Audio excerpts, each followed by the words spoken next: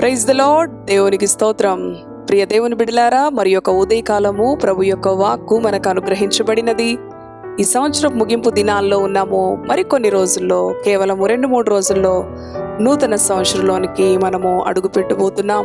ఈ ఉదయకాలం లేచి దేవుని మాటలు ధ్యానించుట మనకు ఆశీర్వాదం. మరి పరిశుద్ధ గ్రంథంలో నుంచి గలతీ పత్రిక 6వ అధ్యాయము 9వ వచనమును చదువుకుందాం. మనము మేలు చేయుట యందు విసుకక యుందుము, మనము అలయక మేలు చేసితిమేని తగిన కాలమందు పంట కోతుము. హల్లెలూయా, దేవునికి స్తోత్రం. చదువుకున్న వచ్చిన భాగం విన్నాం కదండి. మేలు చేయుట యందు అలయక మనము మేలు చేసే వారంగా ఉండాలి. ఏదో కొంత మటుకు మేలు చేసి నా యొక్క వంతు అయిపోయినది అనే విధంగా కాకుండా ఈ ఉదయకాలం ప్రభు మనతో మాట్లాడుతున్నాడు. ప్రియ దేవుని బిడ్డలారా, అలయక మేలు చేసే విధంగా మన యొక్క జీవితాలు ఉన్నట్లయితే తగిన కాలమందు మనము ఆ యొక్క ప్రతిఫలాన్ని, పంటను కోతుము. అవును, ప్రభు అనుగ్రహించే ఆశీర్వాదాన్ని మనము పొందుకుంటాం. దేవుని వాక్యం సెలవిస్తోంది, నా నామమున గిన్నెడు చన్నీళ్ళు ఇచ్చినా కూడా ఆ ఫలం మీరు పోగొట్టుకొనరు కదండి. ఈ ఉదయకాలము ప్రియ దేవుని బిడ్డలారా, మరి కేవలం 2-3 రోజులు మాత్రమే ఇంకా ఈ 2023వ సంవత్సరంలో మనం ఉన్నాం. ఈ 2-3 రోజుల తర్వాత నూతన సంవత్సరంలోనికి మరి ప్రవేశపెట్టబోతూ ఉన్నాం. నూతన వాగ్దానాలు, నూతన ఆశీర్వాదాల కొరకు ఎదురు చూస్తూ ఉన్న మన యొక్క జీవితాలను ప్రభు ఆశీర్వదించాలని కోరుకుంటూ, ఈ సంవత్సరం అంతయు కూడా ఏ విధంగా మేలు చేశాం, మన ఇంటిలో వారికేమి, మన పొరుగు వారికేమి, మన బంధువులకేమి, మన స్నేహితులకేమి మేలుకరంగా నీ జీవితం, నీ ఆత్మీయ జీవితం ఉన్నదా? ఒకసారి స్వపరిశీలన చేసుకుందాం ప్రియ దేవుని బిడలారా. ఒకవేళ మేలు అంటే అది కేవలము ఆర్థికపరమైన సహాయమే కాదు, కానీ మాట సహాయం, అవును, పరామర్శ చేయటం, నీ ఇంటికి వచ్చిన వారికి ఆతిథ్యం ఇవ్వటం, నీ పొరుగు వారిని ఆదుకోవటం, దుఃఖంలో ఉన్న వారిని ఆదరించటం, ధైర్యపరచటం, ఓదార్చటం, ఇటువంటి మరి మేలులను నీవు చేసుకొని ఉన్నావా? నీ ఆత్మీయ జీవితంలో నీవు ప్రభు బిడ్డగా పిలువబడుతున్నావు, ప్రభు ప్రియ కుమారుడుగా, కుమార్తెగా పిలువబడుతూ ఉన్నావు. ఒకవేళ నా జీవితమే సరిగ్గా లేదు, ఇంకా నేను ఇతరులకు మేలు చేసే విధంగా ఎలా ఉండగలను అని ప్రశ్నించుకుంటూ ఉన్నావా? నిరాశపడుతున్నావా? ప్రియ సహోదరి, సహోదరుడా, మేలు చేయుట యందు మనము అలయక ఉండిన ఎడల తగిన కాలమందు పంట కోసే విధంగా ఉంటామని ప్రభు యొక్క వాక్యము సెలవిస్తూ ఉంది.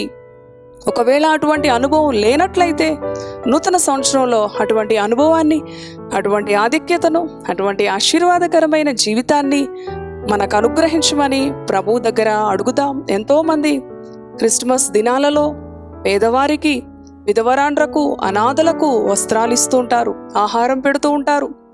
మరికొంతమంది వారి అనుదిన జీవితంలో దిక్కులేని వారికి కదండి, మరి అక్కరలో ఉన్న వారికి, సేవకులకు, దేవుని బిడలకు మరి మేలుకరంగా ఉంటూ ఉంటారు. ఈ విధంగానే పరిశుద్ధ గ్రంథంలో ఒక స్త్రీ మనకి కనిపిస్తుంది ప్రియ దేవుని బిడలారా.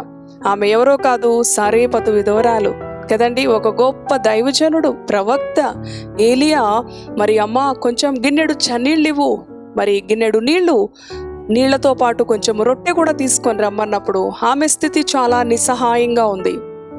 మరి ఆమె స్థితి, ఆమెకే సరైన ఆహారం, ఆమె కుమారుడు ఆ కొంచెం పట్టెడు పిండి, కొంచెము బుడ్డిలో నూనె మాత్రమే ఉంది, నా దగ్గర ఏమి లేదు, పర్వాలే దానిలో కొంచెం తీసుకొని రా అన్నప్పుడు ఆమె విసుగు కొనలేదు. ప్రియ దేవుని బిడ్డలారా, ఇదేంటి ఈ పెద్ద అయినా, నా జీవితమే అధోగతిగా ఉంది, నేనే చావబోతూ ఉన్నాను, ఈ విధంగా విసిగిస్తూ ఉన్నాడేంటి అని ఆమె విసుక్కోలేదు, కానీ విసుకక మేలు చేసింది. ప్రియ దేవుని బిడ్డలారా, తగిన కాలమందు గొప్ప పంటను కోసుకున్నది ఆమె.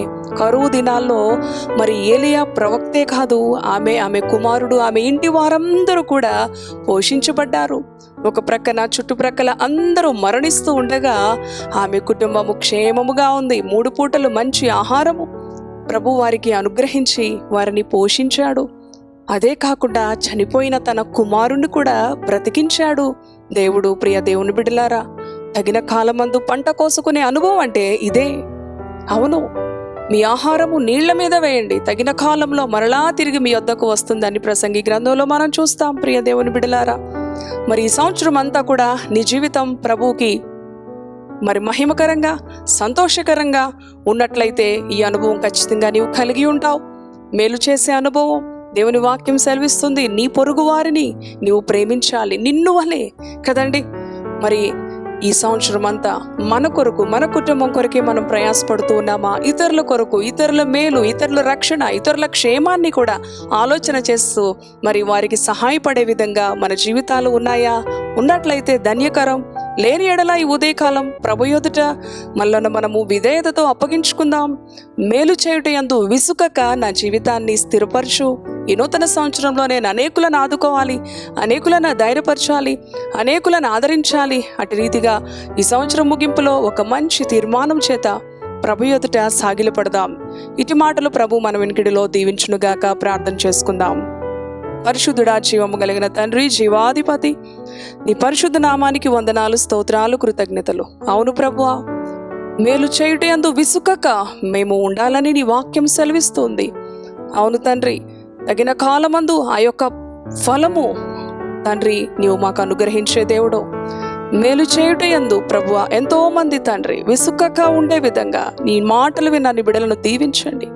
ఎంతో మంది మేలు చేస్తే వారికి కీడు చేస్తూ ఉంటారు. అయినప్పటికీ కూడా ఎవరైతే కీడు చేశారో వారికి మేలు చేసే విధంగా నీ బిడ్డలను స్థిరపరచండి, ఆశీర్వదించండి తండ్రి. అనేకులను ఆదరించే బిడ్డలుగా, ధైర్యపరిచే విధంగా, దుఃఖంలో ఉన్న వారిని ఓదార్చే బిడ్డలుగా, సహాయపడే బిడ్డలుగా తండ్రి నాయనా, ఈ మాటలు విన్న ప్రతి బిడ్డకి ఇటువంటి గొప్ప కృపావరమును నీవు అనుగ్రహించమని, తగిన కాలంలో గొప్ప పంటను కోసే విధంగా నీ బిడ్డలపైన నీ ఆశీర్వాదాలు కుమ్మరించమని యేసు పరిశుద్ధ నామములో ప్రార్థిస్తున్నాను తండ్రి. Amen, amen.